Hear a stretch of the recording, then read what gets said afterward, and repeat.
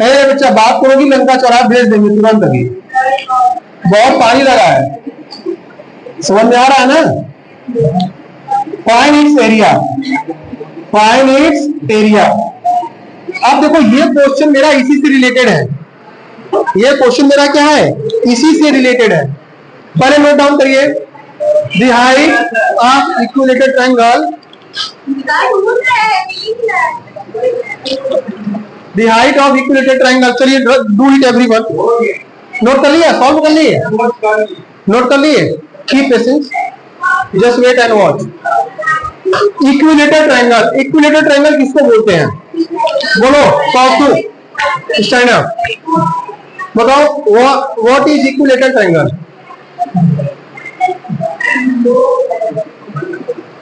देखो यही चीज है, बताओ बेटा what is equilateral triangle. All sides are equal. अगर किसी भी ट्रायंगल के ऑल साइड इक्वल है तो उसको क्या बोलेंगे, इक्विलेटरल ट्रायंगल।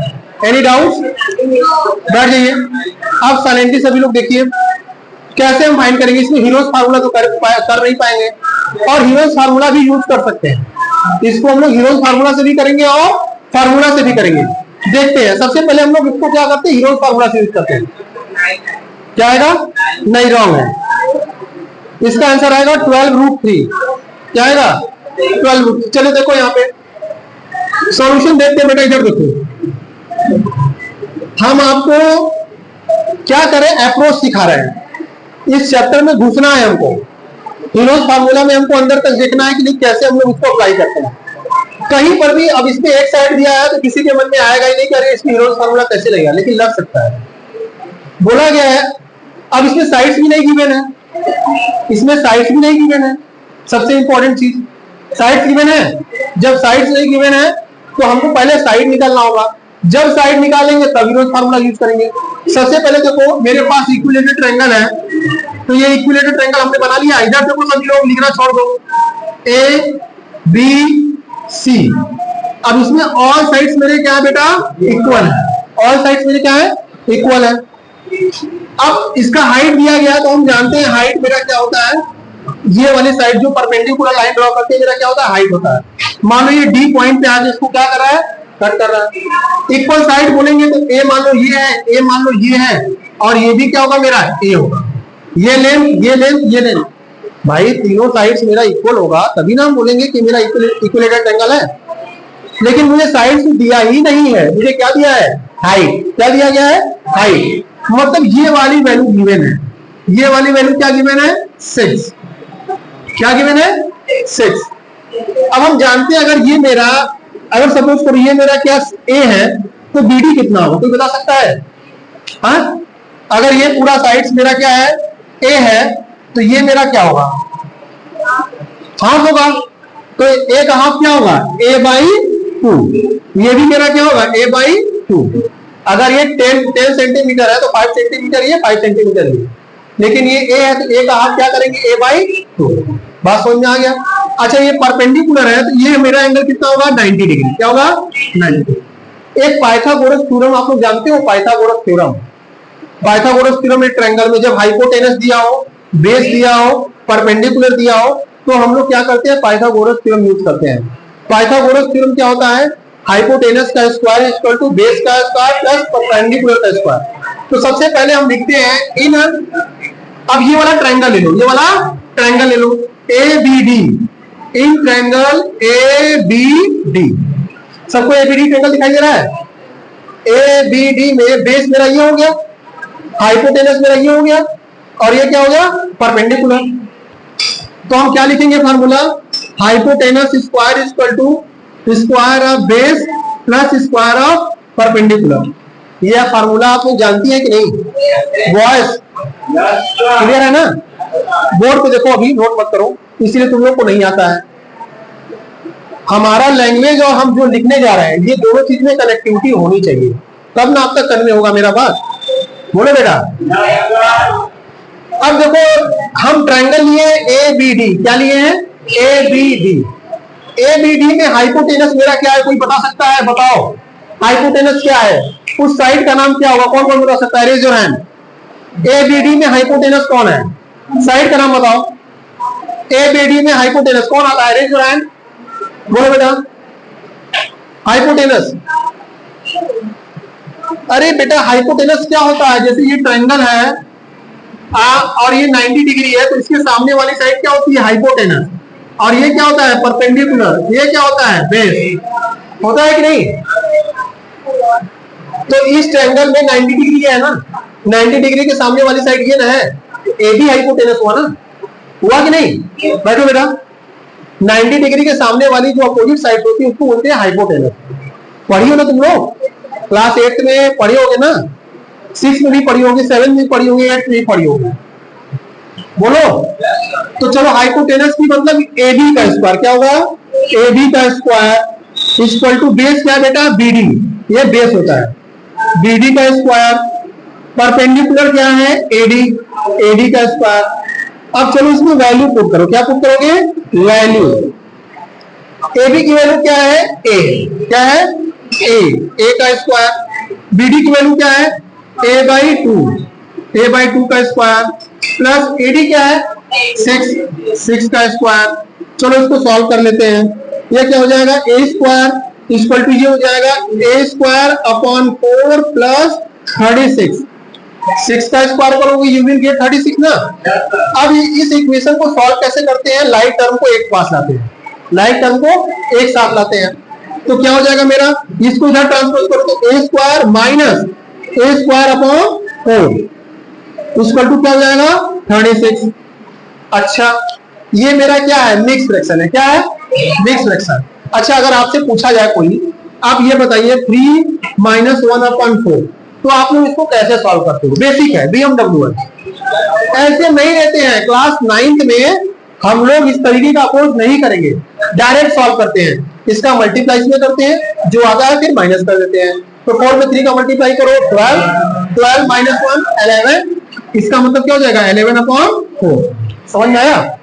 सेम कंसेप्ट हम लोग यहाँ अप्लाई करेंगे। 4 में ए का मल्टीप्लाई करेंगे 4a स्क्वायर, 4a स्क्वायर में से a स्क्वायर माइनस करो 3a स्क्वायर। क्या हो जाएगा? 3a square upon 4 equal to 36। LCM लेने वाला कंसेप्ट छोड़ दो क्लास 9 10th में। बात समझ आ रहा है कि नहीं? हम लोग डायरेक्ट इसको सॉल्व करते हैं। Is that clear? चलो, अब हम एक फ्रैक्शन का रूल हम लोग पढ़े हैं कि कोई भी फ्रैक्शन है जब ट्रांसपोज करते हैं तो उधर जाता है तो रेसिप्रोकल हो जाता है। क्या होता है? रेसिप्रोकल। इसका मतलब क्या हो जाएगा बेटा? ए स्क्वायर इक्वल टू क्या हो जाएगा? 36 मल्टीप्लाई 4 अपॉन 3। Any doubt? ये 3 अपॉन 4 अगर ट्रांसपोज करेंगे तो क्या हो जाएगा? 4 अपॉन 3। इसी कोई प्रॉब्लम?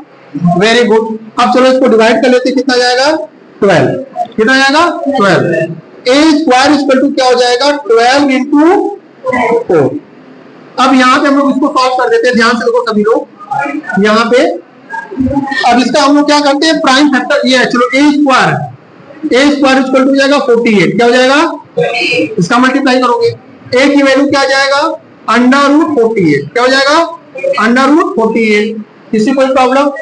अब 48 की वैल्यू हम लोग कैसे निकालेंगे? तो 48 का क्या करना पड़ेगा? Prime factor. अब प्राइम फैक्टर हम आपको कैसे बताए हैं कि दो का मल्टीप्लाई करके निकालो। जैसे a इक्वल टू क्या हो जाएगा? इसको क्या लिख सकते हैं? 2 इंटू 24 लिख सकते हैं कि नहीं? लिख सकते हैं? बोलो। आगे हमारे पास a इक्वल टू क्या आ जाएगा? 2 इंटू 12 को क्या लिख सकते हैं? 2 इंटू 12 लिख सकते हैं। आगे हम देखो a इक्वल टू क्या लिख सकते हैं? 2 इंटू इसको क्या लिख सकते हैं? 2 इंटू 6। आगे a इक्वल टू क्या लिख सकते हैं? 2 इंटू 6 क्या लिख सकते हैं? 2 इंटू 3। इजी है। अब काउंट करेंगे कितना 2 आ रहा है? 1 2 3 4। मतलब 4 में से अंडर रूट के बाहर अगर हम लोग निकालते हैं तो यू विल गेट 2 टाइम्स 2। तो a इक्वल टू क्या हो जाएगा बेटा? a इक्वल टू हो जाएगा 2 इंटू 2 अंडर रूट 3। a की वैल्यू क्या जाएगा? 4 रूट 3। क्या हो जाएगा? अभी हम लोग क्या निकाले? a मेरा क्या है? ये कोई बता सकता है a मेरा क्या है? a मेरा है साइड्स ऑफ ट्रायंगल। ए मेरा क्या है? Sides of triangle. जब ए मेरा निकल गया साइड्स ऑफ ट्रायंगल तो आपसे क्या पूछा गया है? Area of equilateral triangle. Area of equilateral triangle का फार्मूला मैंने आप लोगों को राइट करवाया है। क्या होता है? बोलो नैंसी। रिवीजन नहीं कर रहे हो तुम लोग? बहुत मारेंगे बेटा, बोलो प्रिया। साइड स्क्वायर, ये मेरा साइड ही है ना, तो यहां पे हम लोग लिखेंगे देयरफॉर, क्या लिखेंगे, therefore area of equilateral triangle equal to क्या हो जाएगा, √3/4 इंटू साइड का स्क्वायर, मतलब साइड मेरा ए है, ए का स्क्वायर कर दूं, किसी कोई प्रॉब्लम। अब चलो देखते हैं, देखो ध्यान से, तो √3/4 इंटू ए की वैल्यू क्या है बेटा बताओ, 4√3, तो 4√3 का स्क्वायर करो, 4√3 का स्क्वायर करो, तो आपके पास क्या आ जाएगा, √3/4 इंटू 4 का स्क्वायर करोगे तो क्या आएगा 16, और √3 का स्क्वायर करोगे तो क्या होगा 3, ये तो पता है ना, √3 का स्क्वायर करने पे क्या आता है 3। अब चलो इसको डिवाइड कर देते हैं, क्या आएगा 4, अब आपके पास क्या आ गया 4 इंटू 3 मतलब 12√3, ये आपका क्या हो गया सेंटीमीटर स्क्वायर, क्या हो जाएगा सेंटीमीटर स्क्वायर, ये आंसर हो गया, यहाँ पे 4 है आपका, क्या है 4। चलिए नोट करिए, नोट करिए, this is the very simple question और वेरी इंपॉर्टेंट, ये थोड़ा सा ट्रिकी क्वेश्चन है, इस तरह के क्वेश्चन आता है, नोट करिए। अच्छा फिर से एक बार इसको हम समझा दे रहे, फिर समझ जाओ। बोला गया था कि एक देख लो 2 मिनट फिर नोट करना कि एरिया ऑफ इक्विलेटरल ट्रायंगल बताना है जिसका हाइट गिवन है 6। तो पहले हम इक्विलेटरल ट्रायंगल बनाएंगे, साइड गिवन नहीं है तो तीनों साइड मान लेंगे ए, बहुत सारे बुक में दिया होगा एक्स एक्स एक्स, कोई प्रॉब्लम नहीं है। तो फिर हमारा ये हम क्या करते हैं, हाइट दिया है, हाइट ड्रॉ करेंगे, और जो हाइट ड्रॉ करते हैं ट्रायंगल के बेस को 2 इक्वल पार्ट में डिवाइड करता है, तो अगर ये ए है तो ये a/2 a/2, तो इसमें हम क्या यूज करेंगे पाइथागोरस थ्योरम, क्या यूज करेंगे पाइथागोरस थ्योरम। तो पाइथागोरस थ्योरम होता है हाइपोटेनस का स्क्वायर इक्वल टू बेस का स्क्वायर प्लस परपेंडिकुलर का स्क्वायर, और यहाँ पे वैल्यू पुट करेंगे AB BD AD, और सारा वैल्यू पुट करके हम ए की वैल्यू निकालेंगे और ए की वैल्यू आ जाएगा तो फार्मूला यूज कर लेंगे। I hope it is clear to you, any doubts, note करिए, नोट करिए और इस पे इंपॉर्टेंट लिखिए, सारे स्कूल के लिए इंपॉर्टेंट है बेटा, बहुत ही छोटा क्वेश्चन है लेकिन ट्रिकी क्वेश्चन है। चलो